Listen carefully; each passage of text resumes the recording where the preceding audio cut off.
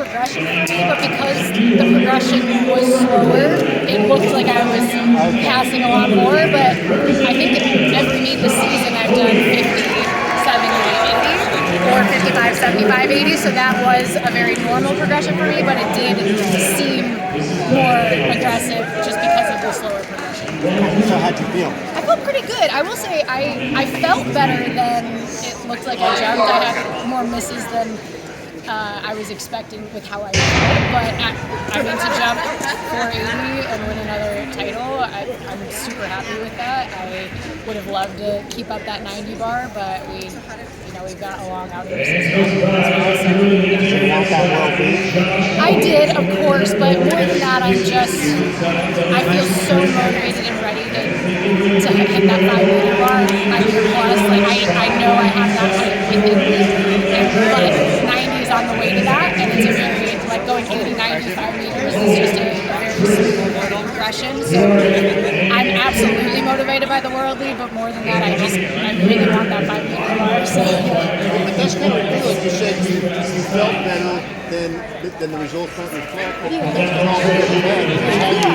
feel, how you motivate, it's got to mean an awful lot. Sure, and I definitely think there was just a touch of the jet lag still in Primera. It was definitely mostly out of my system. I don't want to sound like I'm making excuses, but I get a very distinct cramp in my diaphragm when I'm jet lagged, and I started to get that a little bit towards the end of the comp, so I did start to feel a little more fatigued at my 490 attempts than I had the last couple meets, so it was a little frustrating with that, but overall, it's not entirely unexpected given my competition.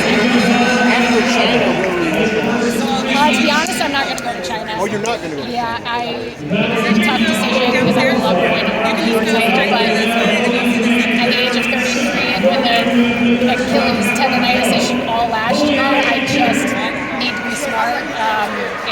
I need to get to outdoors the long season, and with an Achilles injury, one little thing and going too long can flare it up. So I really just wanted to play it smart this year and have the best outdoors that I can. Did the fact that outdoors is so late this year, like in September, did that play a factor in your decision?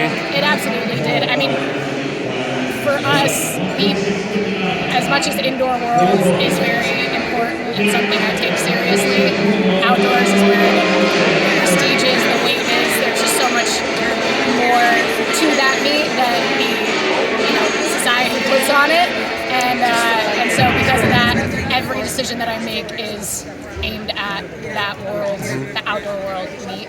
And unfortunately, with how long this season is, it just made more sense to shut it down, take a couple weeks off, keep it healthy, keep it feeling good, continue rehabbing it, and then have a slow, steady build up to outdoors. And if you knew you weren't going to do Worlds indoors, why was it important to do USATF? Because I feel in shape, I feel ready, and having a U.S. title is something I will always fight for as long as I am healthy. And I think I've come to every U.S. Nationals other than one when I had COVID back in 2020. Nobody was jumping anyways, kind of thing. So I think I've only missed one U.S. Nationals in my entire career, even when I've had automatic qualification. So it's a good group to jump with, and I feel ready to jump high. So it made sense to